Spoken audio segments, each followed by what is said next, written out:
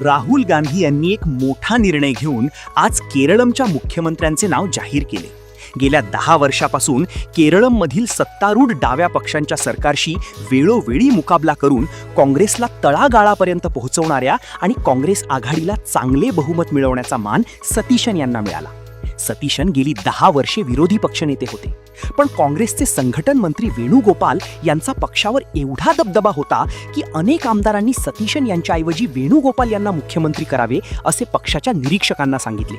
वेणुगोपाल यांना विरोध करण्याची अखिल भारतात कोणाचीही हिंमत नाही, केरळमध्ये तर नाहीच नाही. वेणुगोपाल संघटन मंत्री असले, खासदार असले तरी ते दिल्लीवासी आहेत.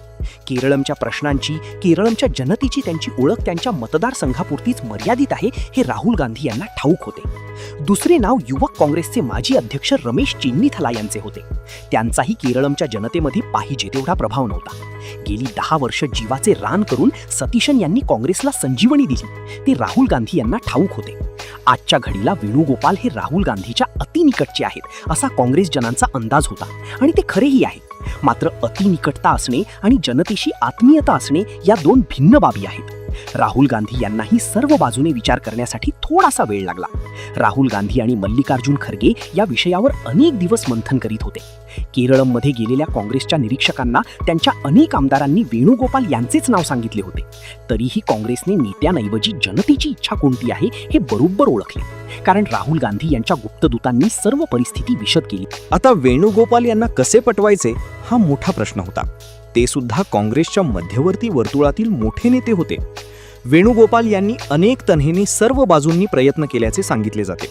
खरे खोटे राहुल गांधी आणि खरगेच जाणवत. राहुल गांधी यांनी वेणुगोपाल यांना काँग्रेसच्या देशभर संघटनासाठी तुमची जास्त गरज आहे हे पटवून दिले.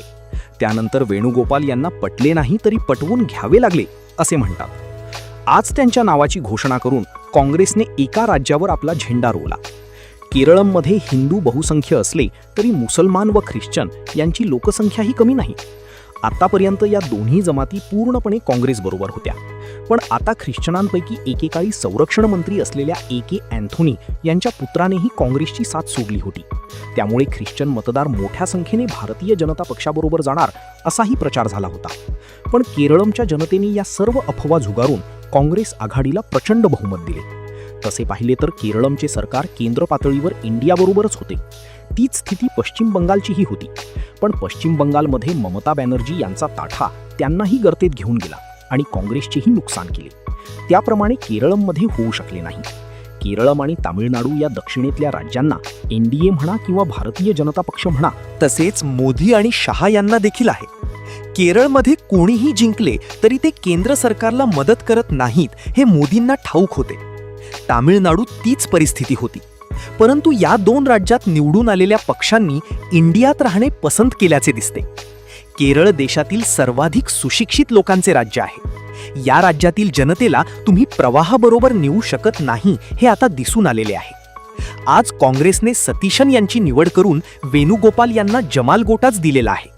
आता डाव्या पक्षांच्या हातातील हे शेवटचे राज्य पुढील 10 वर्षे तरी काँग्रेसच्या हाती राहील असे तुर्तास म्हणायला